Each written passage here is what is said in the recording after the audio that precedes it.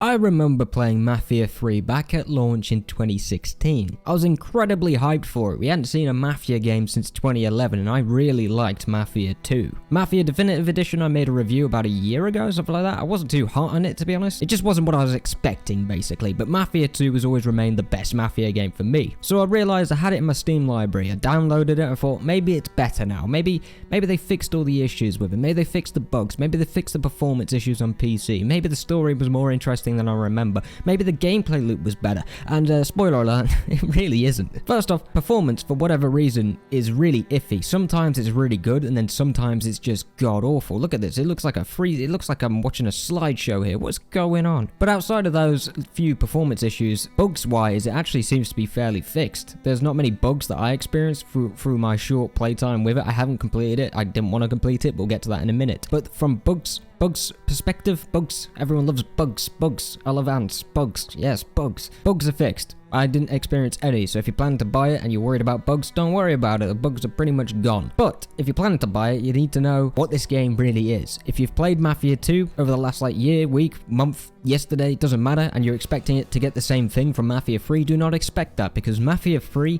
is basically a GTA ripoff. It's the exact thing everyone expected Mafia 2 to be, but it didn't turn out that way at all. Now, there are actually some really good positives with Mafia 3. First off, it's storytelling. I haven't really played a game that presents its story in the way Mafia 3 does. It presents it like a documentary, like Lincoln Clay is some kind of legend that took down a bloody crime family. Basically, it's not really the Mafia feeling that you're going to want from a Mafia game. Mafia 2 nailed it, playing as Vito Scaletta, just joining the family, just experiencing that growth from Vito over the course of the game, seeing where it takes them with Joe and all that, and the ending. Oh my god, everyone remembers the ending. I mean, everyone remembers the ending of Mafia 1 as well, because that's probably the better ending in all of these Mafia games, but Mafia 2 was very close. There was a very good ending. But we're talking about Mafia 3 here. So Mafia 3 doesn't really provide that Mafia experience you're probably expecting. So what happens is basically you play as a guy called Lincoln Clay, and it's revealed in the trailer, so I'm not counting this as a spoiler. You do a job for a certain family, and that family betrays you and kills everyone that Lincoln cares about, apart from one guy, a priest. I think he's a priest. And after that, Lincoln Clay, who is a veteran, decides, you know what?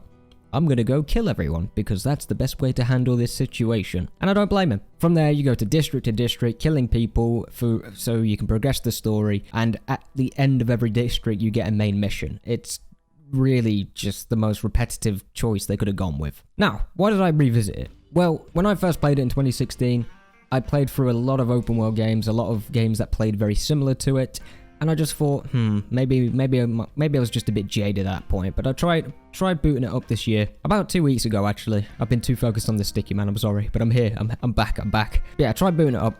I played for about 4 hours and I took a break, and instantly I already felt like, okay, I'm not going to enjoy this very much.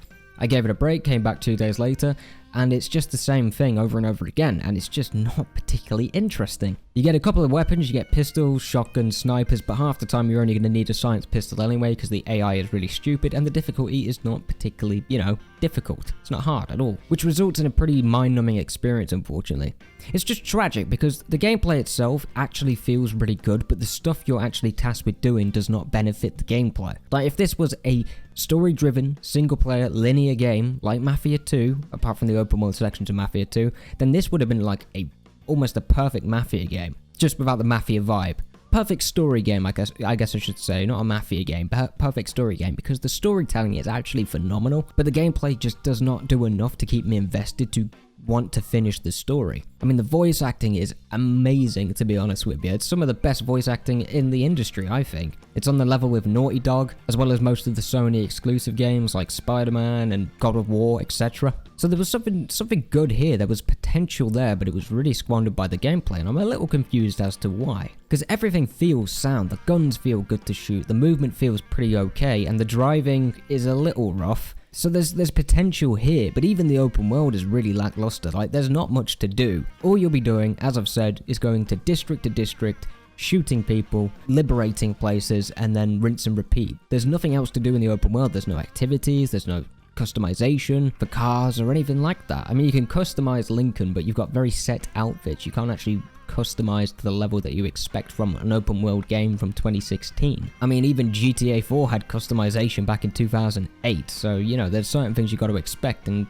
for a full price game, which it was sold at, You expect that, but it isn't here. So if you're willing, if you're considering playing Mafia 3, go ahead.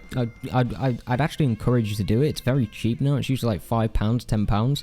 Just go in expecting the game to not be Mafia, basically. Just expect it to be, if anything, it feels like a Ubisoft game. And I always go back to that, but most of these games that are just mediocre feel like Ubisoft games because that's what Ubisoft's good at. So go into it expecting that. If you are planning to play it, if you've already played it, do you agree with me? Do you disagree with me? I'd love to know because I've seen some polarizing viewpoints on Mafia 3. But for me, I just expected a little bit more Mafia and a little less Ubisoft. You know what I mean? But yeah, those are just my thoughts. I know it's a short video. I've been gone for 2 weeks. I'm back though. I'm just focused on the Sticky Man. I want to do some more things on the Sticky Man, but I've got more reviews coming.